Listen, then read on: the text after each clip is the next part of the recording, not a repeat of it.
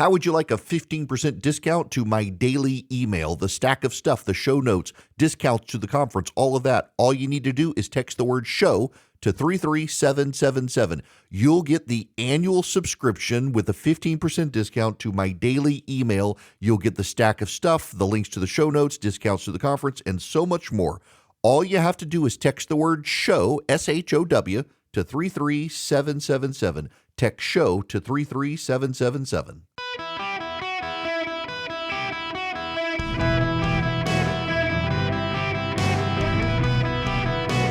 Welcome to the Eric Erickson Show podcast, Hour 1. Hello, America. Welcome. It is Eric Erickson here with you live today. I know it's the holiday, but I'm here. The phone number is 877-973-7425. Should you wish to be on the program, text Eric, E-R-I-C-K, to 33777. Get the live stream, the show notes, and the podcast. Get the 4 things to know this afternoon. I'm sure there will be 4 things this afternoon. And, you know, God bless you, Matt Ryan. I hope you made a great pick for the Falcons. And I am very, very, very sorry, Bills fans. I am so sorry. I wanted to see Josh Allen get to the Super Bowl as well. What a game. And the refs, too. Jeez. God bless them.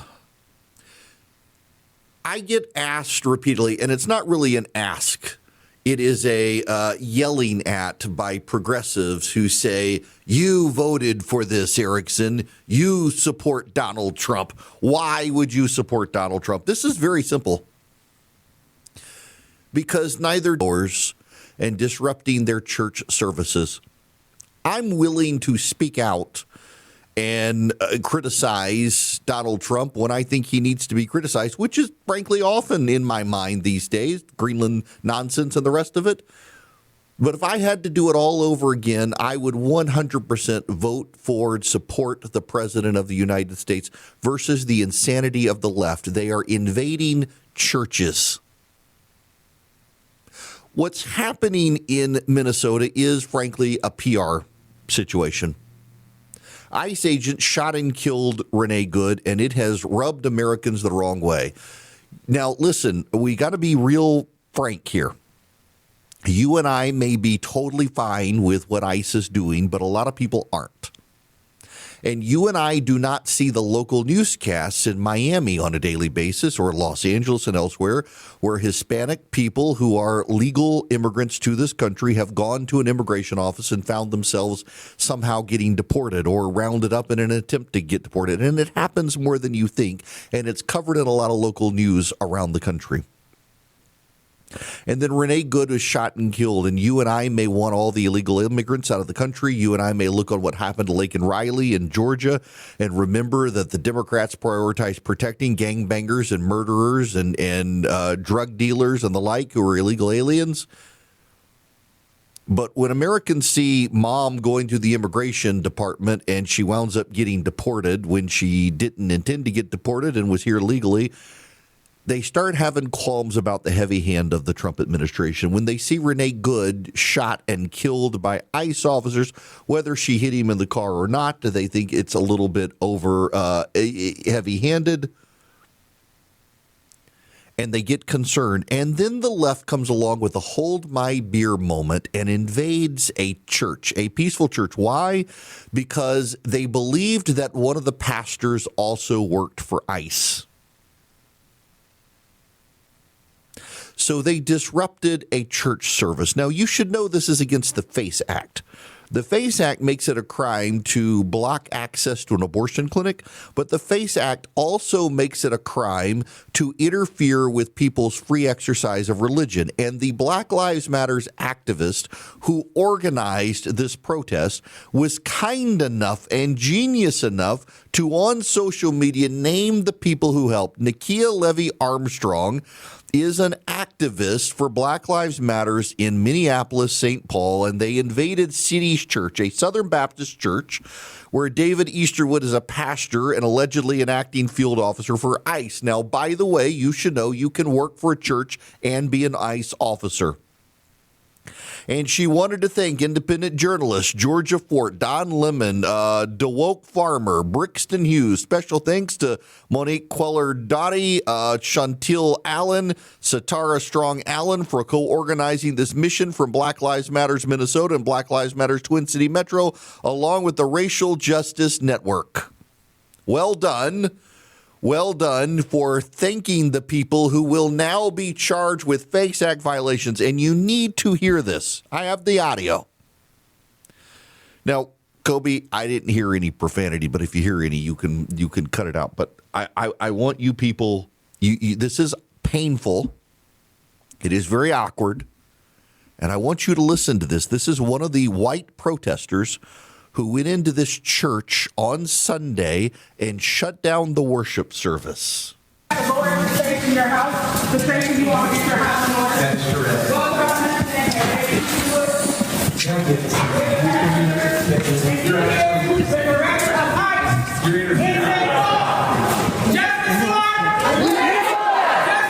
Renee good!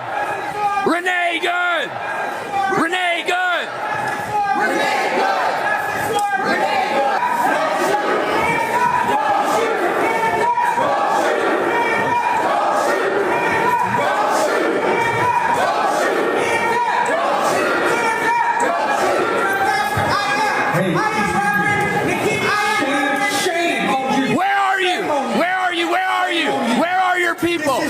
Why are you not at Whipple every day fighting for the humanity, standing for our people? Where are you? You drink your coffee, you got your jewelry, you have your nice clothes, but what do you do? What do you do to stand for your Somali and Latino communities? I'm not going to comment. You have no comment. Exactly.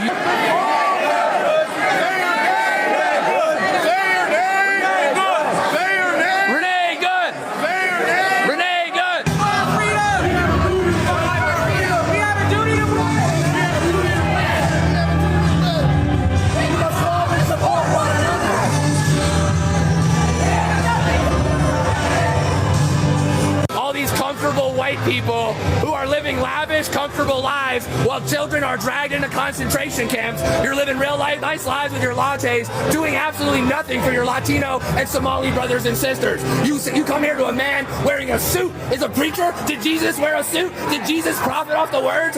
No. Jesus would dine with immigrants. You do not touch me. Touch me again and see what happens. Hey, you can't. You are a fake Christian. Why are you not standing with your Somali and Latino communities? Why do I not see you out at Whipple every day protesting this attack on humanity? Where are you? You're sinners. You're pretending to be Christians. But we know you live an easy life, don't you? A very easy life while people are starving. Shame. Out now. Out now.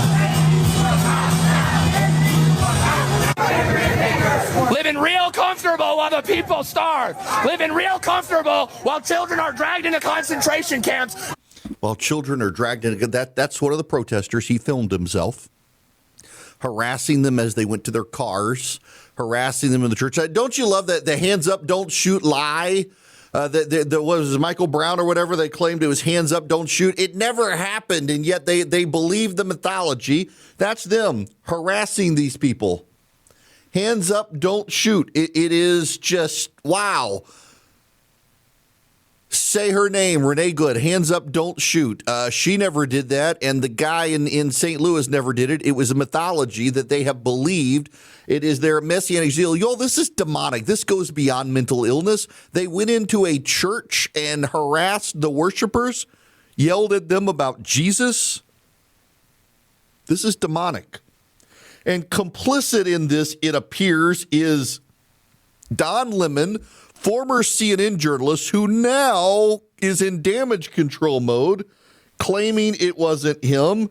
He was just happened to be there. Now, this is him beforehand. I want you to listen to this.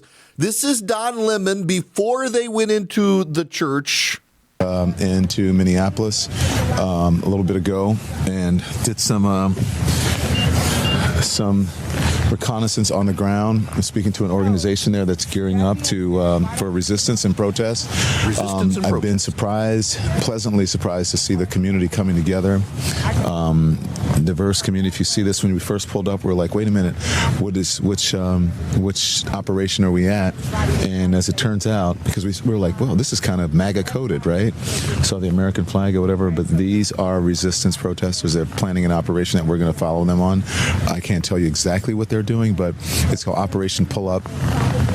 And it's Sakima Armstrong, and she has been doing this since George Floyd, Dante Wright, and others, where they surprise people, catch them off guard, and hold them to account. And so that's what we're doing here. And then after we do this operation, you'll see it live. And these operations are surprise operations. Again, can't tell you where they're going. That's Newsbusters brought us that. You hear that? It sounds like he knows what's up. And then he goes into the church and confronts the pastor. This is unacceptable. It's shameful. It's shameful to interrupt a public gathering of Christians in worship. But there were folks who will say, I have to take care of my flock. Okay, but listen, we live there's a constitution in the First Amendment to freedom of speech and freedom to assemble and protest. Yeah. We're here to worship. We're here to worship Jesus because that's the hope of these cities. That's the hope of the world is Jesus Christ. I want to be very respectful. Please don't push me, though. We're here to worship Jesus. Yes. That's why we're here. Yeah. Okay, that's why we're here. Okay. That's what we're about. Don't you think Jesus would be understanding we're about and love these folks? We're about spreading the love of Jesus. But did you try to talk to them as a Christian? No one is willing to talk. Okay. I have to take care of my church and my family, so I asked if you actually would also leave this building. You don't want us to chronicle what happened? Unless you're here to worship. I'm always worship. I'm a Christian. We're here to worship. Yeah. We're here to worship. Okay. Thank you very much. John Lemon claims it's the First Amendment right to trespass into this church and disrupt worship services. No, it's actually against the law, Don Lemon. You can protest outside the church. Storming into the church and disrupting it is against the law. He also challenges one of the parishioners. I don't necessarily agree with everything that's going on in the Twin Cities right now, but I don't think it's good to fight fire with fire. I think it's good to speak up. I think it's good to protest, but I think it's better to do it in a peaceful way. I don't think the answer is going into God's church. You don't think this is peaceful? Well, it's trespassing. Nobody fighting. It's trespassing. How would you feel if I went into your house and I started yelling? It depends on what I did, but not in my house. That's a whole different thing. I think these people would go inside of anybody's house. This is a house of God. Which makes it everybody's house. Yes, it is.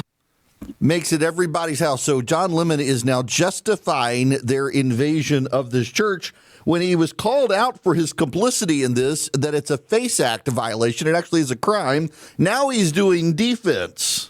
MAGA administration and the fake news MAGAs are losing their mind over something that's not even true. So let me just make it clear, because it's a assistant attorney general, I don't know, what's her name? It's something Hammett, Gillen or whatever. So I had no affiliation to that organization. I didn't even know they were going to this church until we followed them there. We were there chronicling protests. Once the protests started in the church, we did an act of journalism, which was report on it and talk to the people who were involved, which included the pastor, members of the church, and members of the organization. That's it. It's called journalism. First Amendment, all that stuff. Now, you will note a number of people who claim to be journalists on January 6th were rounded up and prosecuted by the Biden administration on January 6th. Don Lemon says he had no knowledge. He just showed up, except I played you the clip of Don Lemon, who clearly had foreknowledge of the plan ahead of time. I regret I didn't get the clip of him watching a family flee the church and justifying the intimidation as part of protest. This is wild stuff. The Republicans were on defense over what happened to Renee Good, and the liberal progressive activists had a hold my beer moment and decided to invade a peaceful church service on a Sunday. It's a Southern Baptist church in St. Paul, Minnesota. It exists in a former Episcopal church that was vacant. It was set up by the North American Mission Board as a mission church in Minneapolis. I happen to know one of the pastors who helped set it up. The current pastor and I follow each other on social media. and have many of the same friends. This was a peaceful church in Minnesota that was invaded by far-left activists who insisted they were exercising their First Amendment right by denying other people their First Amendment right to worship. That is a federal crime. Don Lemon was there in the face of the congregants, in the face of the pastor. Don Lemon probably needs a lawyer today if he doesn't already have one. And the rest of these people, they were kindly named by the progressive activists who ordered the whole operation to happen. So the Trump administration now has a list of names that they can easily pursue.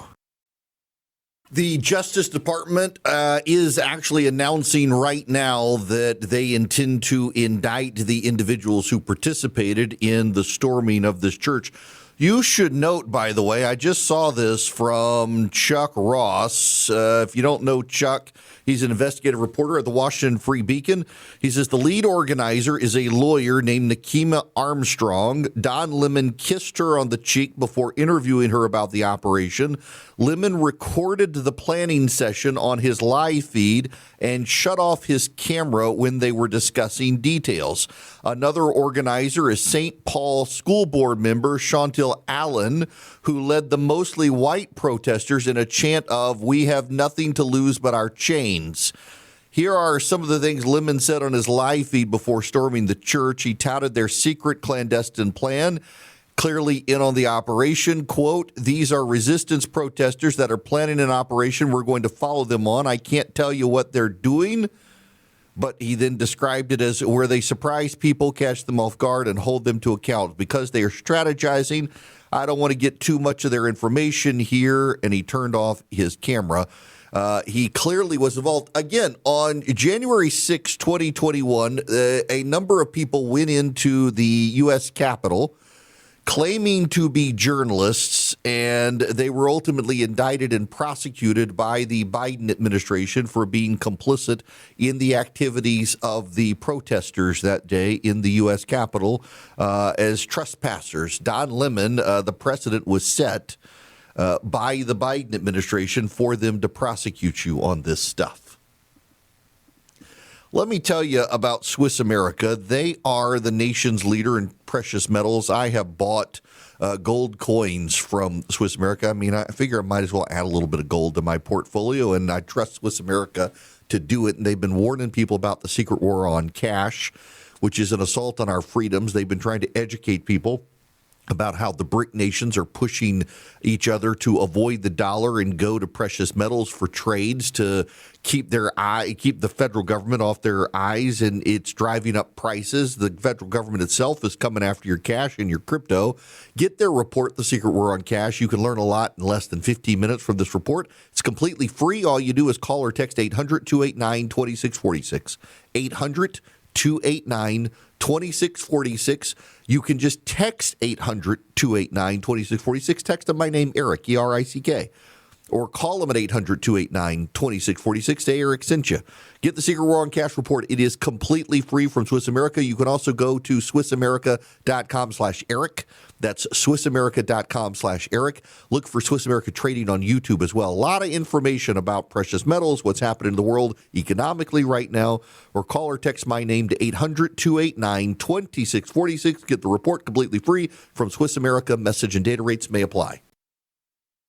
Greetings, conversationalists. It is Eric Erickson here. Glad to have you with me. The phone number is 877-973-7425. Should you wish to be on the program, text Eric, E-R-I-C-K, to 33777. Get the show notes, live stream the podcast, all that great stuff.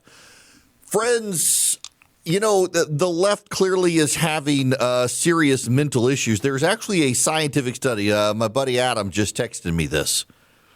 A number of lines of evidence, such as studies of religious converts and members of conspicuous subcultures, have found a relationship between holding and expressing a strong countercultural identity and mental instability.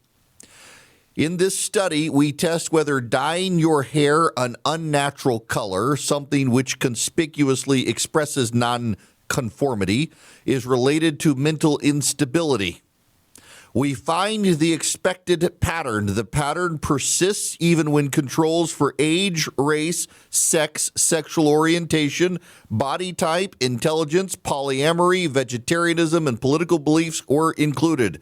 In other words, people with the barista haircuts tend to be mentally unstable. They tend to be on the left, and they're storming into churches these days, disrupting church services. The awfuls.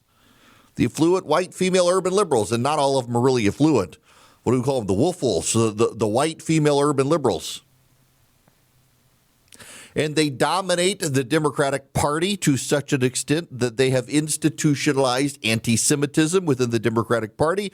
They're the people protesting on college campuses against the Jews, claiming it's against Israel, but it's always actually against the Jews. And there is new stories out there, a new story about the Kamala Harris campaign that is quite notable just about how bad it was. In a new book, Josh Shapiro, the governor of Pennsylvania, says the Harris campaign actually asked him if he was an agent of Israel. That's right. The Harris team was so polluted with anti-Semitism, they wanted to know if Josh Shapiro, the governor of Pennsylvania, was a Israeli agent. This is from the New York Times. Katie Gluck. Governor Josh Shapiro of Pennsylvania, prominent Democrat who was a top contender to serve as former Vice President Kamala Harris's running mate in 2024, offered his most detailed accounting to date of the vice presidential search process in a new memoir. In short, he suggests it was far uglier than commonly known. In Mr. Shapiro's book, Where We Keep the Light, the governor is measured in describing his interactions with Ms. Harris herself. But Mr. Shapiro, who is Jewish, details a contentious vetting process in which Ms. Harris's team focused intensely on his views on Israel, so much so that at one point he was asked if he had ever been an agent of the Israeli government. Quote, "Had I been a double agent for Israel," wrote Mr. Shapiro, describing his incredulous response to a last-minute question from the vetting team. He responded the question was offensive and was told, "Well, we have to ask. Have you ever communicated with an undercover agent of Israel?" The questioner, Dana Remus, a former White House counsel, continued, according to Mr. Shapiro, who recounted, "If they were undercover," I responded, "how the hell would I know?" Mr. Shapiro wrote that he understood that Ms. Remus was just doing her job, but the fact that he was asked such questions, he wrote, said a lot about some of the people around the vice president. Ms. Remus and a representative of Ms. Harris did not respond to requests for comment. Mr. Shapiro, an outspoken critic of what he saw as anti-Semitism on college campuses amid the Israel-Hamas war, wrote that he faced skepticism of that record during vetting.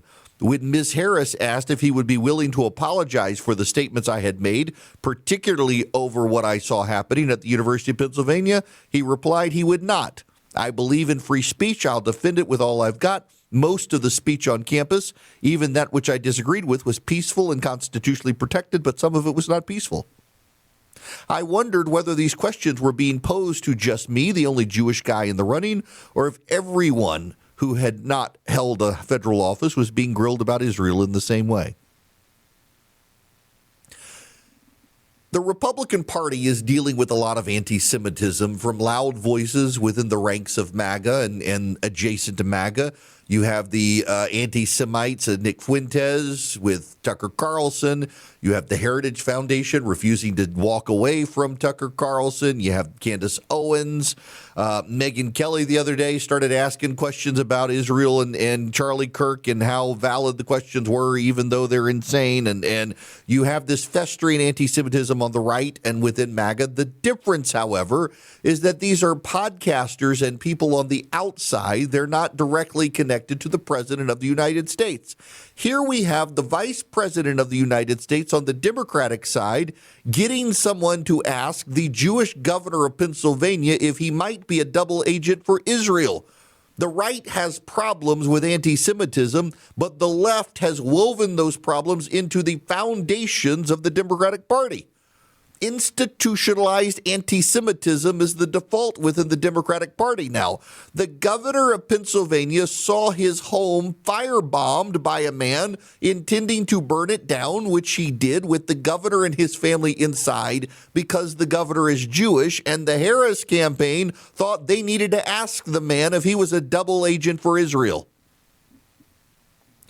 The anti-Semitism is coming from within the institutional structure of the Democratic Party, not the institutional structure of the Republican Party, where the base of the party remains overwhelmingly pro-Israel, as do the politicians of the Republican Party. You got to get Marjorie Taylor Greene and Matt Gaetz to go outside the party to suddenly become rabid anti-Semites. But in the Democratic Party, you can work for the Vice President of the United States and ask a governor if he's a double agent of Israel. I nearly got canceled when I was at CNN because I referred to Jen Rubin one time and her politics at the time as Likud, and she came after me and said I was an anti-Semite for saying it. Actually, there was a lot of reason for me saying it, and I stand by it today. She paraded around at the time as a Republican, but her interests aligned very much with a pro-Israel movement of the time prior to Donald Trump. Once Donald Trump became president, she abandoned all of those views and moved to the other side. No longer did she support moving the embassy to Jerusalem. No longer did she support attacks on Iran. She lined up pretty much with a pro-Israel first agenda. She did. And she attacked me for being anti-Semite. And once I explained the points at CNN and showed on the Post, they're like, yeah, you're actually right, but you probably shouldn't say it. Now you can work for the Vice President of the United States of the Democratic Party and ask someone if they were a double agent for Israel. That's how far left and how anti-Semitic the Democratic Party has become. And these are also the people who feel no problem or worry storming into churches in Minnesota. By the way, I looked. It's very notable. Both Tim Walz, who Kamala Harris chose instead of Josh Shapiro, and Jacob Frey, the mayor of Minneapolis, they were very active on social media yesterday. Despite being very active on social media yesterday, neither the governor of Minnesota nor the mayor of Minneapolis condemned the invasion of a church by progressive activists. They were willing to condemn Donald Trump. They were willing to condemn ICE. They were willing to condemn a lot of people on the right. They showed not a single care that a church was disrupted, and no law enforcement came to help the church. Neither the governor nor the mayor have denounced this invasion since then. They've now had 24 hours. What's also notable is, with the exception of 30 seconds on NBC's Today Show today, none of the news outlets, ABC, CBS, NBC, other than that 30 seconds, none of them have covered this. You know and I know, if MAGA activists stormed into a mosque, it would be the lead story at CNN. It would be the lead story at Fox. It would be the lead story at MS Now. It would be the lead story on the evening news across America if MAGA activists stormed a mosque. But these are progressive activists storming a Southern Baptist church in Minneapolis, and the media couldn't care less. Why? Because so much of the progressive media covers these stories in terms of oppressor and victim. They have imbibed critical theory, and every story has to have a victim, and every story has to have an oppressor. And when progressive black and white activists storm into a mostly white church in Minnesota, it is the white churchgoers who are considered the oppressors, not the progressive activists disrupting the church service. So they don't get a lot of coverage. It will be telling if Tony DeCoppel and CBS News cover the story tonight. We will see how much Bari Weiss is having an editorial impact on CBS. My suspicion is they will cover this tonight on the CBS Evening News. It'll be interesting if ABC and NBC don't. It'll tell you exactly where you can get honest news and where you can't these days. If ABC and NBC are so infiltrated by progressives, they think this isn't a big story. This is a very big story. You got a bunch of Christians, particularly among Southern Baptists. You know, the Southern Baptists these days, they don't get along well these days. They're all fighting over female pastors and is someone woke or not woke, or what incantations and chants do you have to say to prove you're faithful to the Southern Baptist Convention. It's gotten kind of out of hand. with some people who are very political trying to out other people who aren't as political by labeling them woke because they're trying to get them into politics and stuff. They're all united on this. I've never seen this level of unity among Southern Baptists in years. You get the Second Baptist Church because half the congregation of the First Baptist Church gets mad at each other. Well, the Second Baptist Church and the First Baptist Church and the Third Baptist Church and the Baptist Church of God, they're all mad today about what happened at this church in Minnesota. All of them are united. It is a very united front of Christians in the evangelical community. And the fact that the Democrats haven't come out and condemned it, I expect John Fetterman will. But how many Democrats are going to come out and tell the left to knock this off? They really can't, can they? Axios has a story out that they asked over 20 Democrats if a boy can become a girl. Only 3 of them were willing to talk. Think about that. 20 plus Democrats asked by Axios if a boy can become a girl. This is after Gavin Newsom's, awkward comments to Ben Shapiro. Axios quizzed nearly 20 Democrats. Most didn't want to talk. We chose questions based on those that Democratic candidates up and down ballots have encountered in interviews and ads for years. We asked, should transgender girls be able to participate in girls' sports? Do you believe transgender youth under 18 should be able to be placed on puberty blockers and hormones? And can a man become a woman? Former Vice President Harris, New York Representative Alexandria Ocasio-Cortez, Illinois Governor J.B. Pritzker, New Jersey Senator Cory Booker, Kentucky Governor Andy Beshear, Connecticut Senator Chris Murphy, California Representative Ro Khanna, and Newsom were among those declining to comment. Josh Shapiro, Rahm Emanuel, and Pete Buttigieg were the only 3. Shapiro pointed to previous remarks in which he said local scholastic sports officials, not politicians, should make the decision, but he said his personal view is different and that trans youth don't deserve an unfair advantage on the playing field. Emanuel said his positions hadn't changed since he was interviewed recently by Megyn Kelly, who asked whether boys should be able to play in girls' sports and can a man become a woman.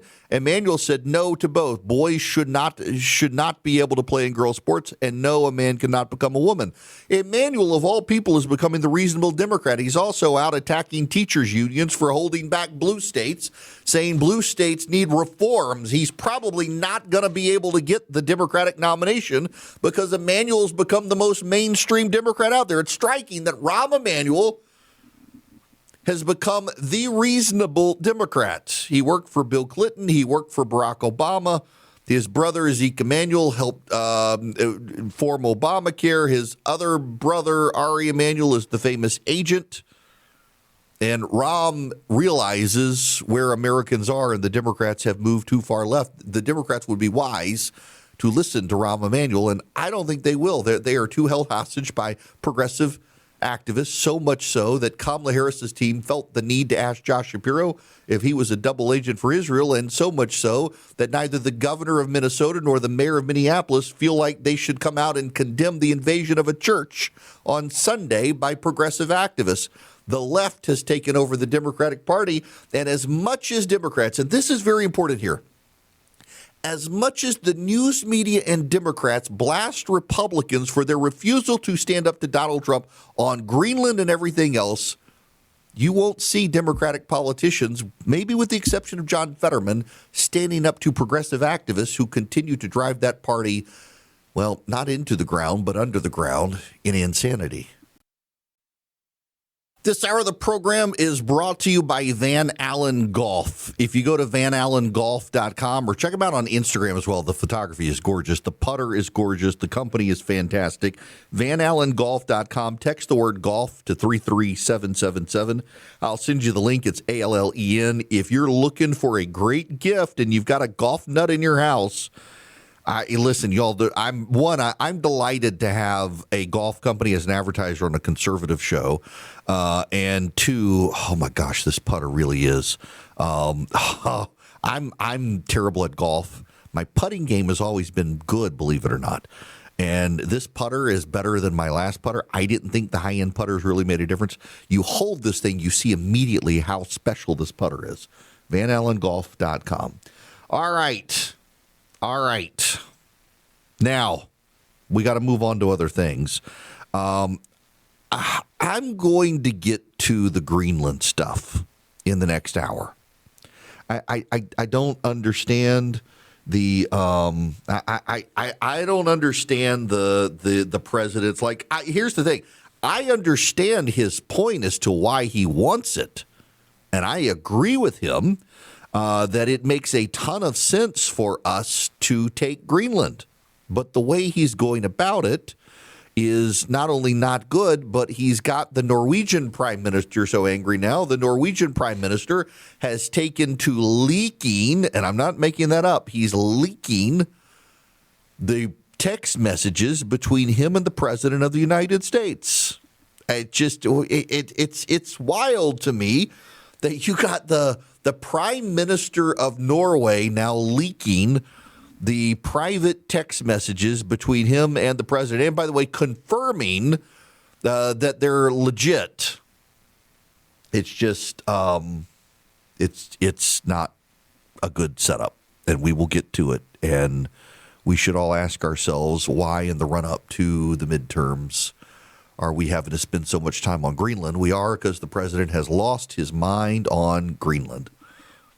So I want to listen. I love all my advertisers. I do. And I want you to know that I have turned down a lot of advertisers. I will not advertise for sports betting companies. I see where this is headed, and it's bad. I get asked all the time to do healthcare supplements, and I'm not going to do healthcare supplements. And there are a lot of advertisers on the right, and I hate to say I'm not a fan. I want to believe in the product to be able to tell you. And I believe in my tankless water heater from Renai. And I'm delighted to have I got a golf company, I got a water heater company, I got a bank. I got a water heater company that makes their water heaters. In fact, I drove past Griffin, Georgia, where they're made. They had a big sign. They're made in the USA. You want to made it. You people always say you want made in the USA products.